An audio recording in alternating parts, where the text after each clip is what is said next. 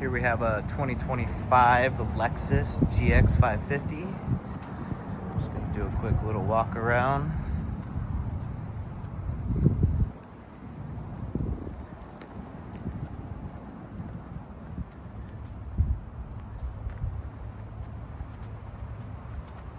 So on this one, we did pretty much just the main impact zone. So just this whole front area, nothing on the hood. And then we did a light polish around the car, 2 coats of 3M ceramic coating, coated the wheels, coated the glass, tinted the 2 front windows with 3M IR, 15% to match the rear. And then we did 50% windshield.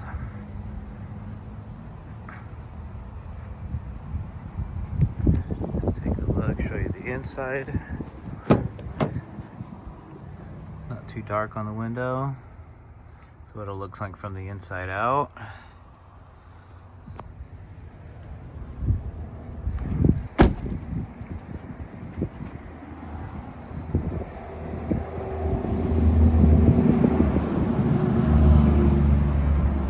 Located in Temecula, California. We do PPF, window tint, ceramic coatings. Come check us out. Let me know.